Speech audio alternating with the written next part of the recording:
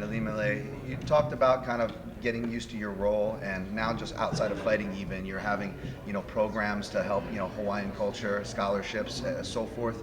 Let me ask you, how is your wiring? Is it easier for you to look at all these things, or is it more easier to manage the, I don't want to use the word stress as a negative, but manage it just by looking at your next fight, looking at, not looking too far ahead, whether it's fighting or not? I don't know. I've always kind of like my entire career, I've been like take a lot onto my plate, and it's just worked for me. And especially in the beginning, I would kind of take on all of these different things and different projects because I didn't want to focus on the fight because I would just psych myself out for it. And so I've kind of like, again, it's been working for me. So that's why it seems like I'm always stressing out because I, like for example, my last fight, I was in escrow during fight week for a new house I was trying to buy.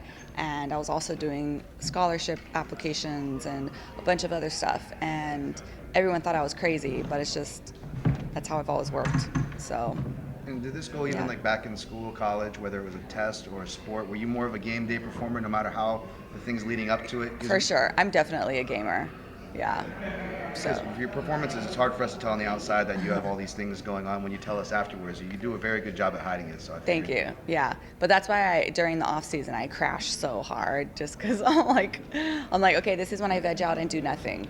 So yeah, it's again, it's just how I work.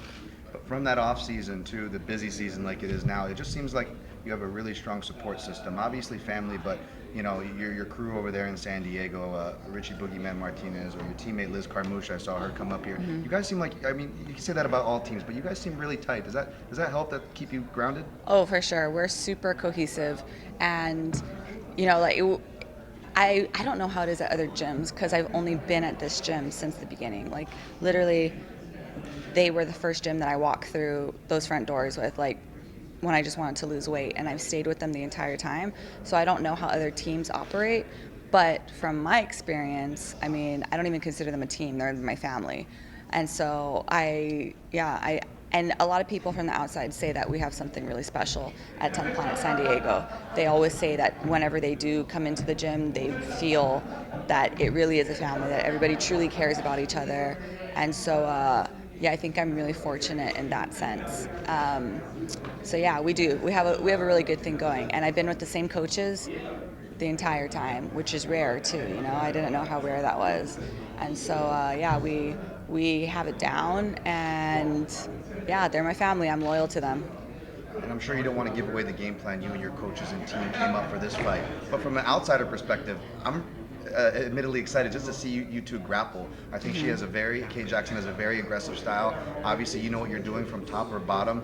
Is part of you excited to see that, how that pans out without giving away too much? Or? Oh yeah, don't worry. We don't even have a game plan for this fight.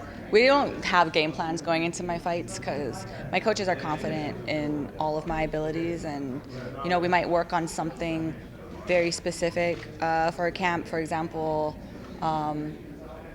like Rebecca Ruth, we noticed that she liked to do a front push kick into an overhand right. So my coaches, all we did the whole camp was just keep my hands up because she baits you with that front push kick.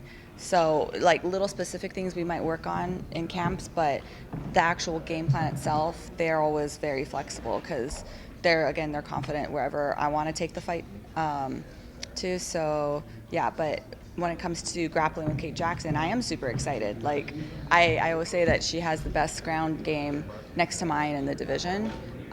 Even though our styles are a little bit different, I'm a little bit more submission based, and she's a little bit more traditional Brazilian jiu-jitsu, like positional stuff. So, but yeah, I think it'll be exciting. It's two technical fighters who are good everywhere.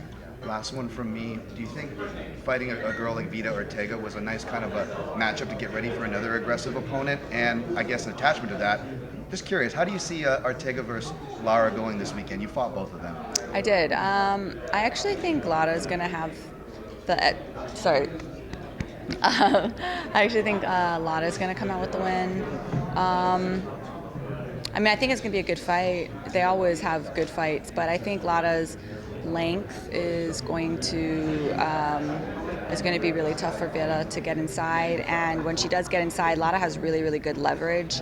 So if it hits the ground, I think Lada is just going to be able to use her length and her leverage and athleticism, flexibility to out grapple Veta.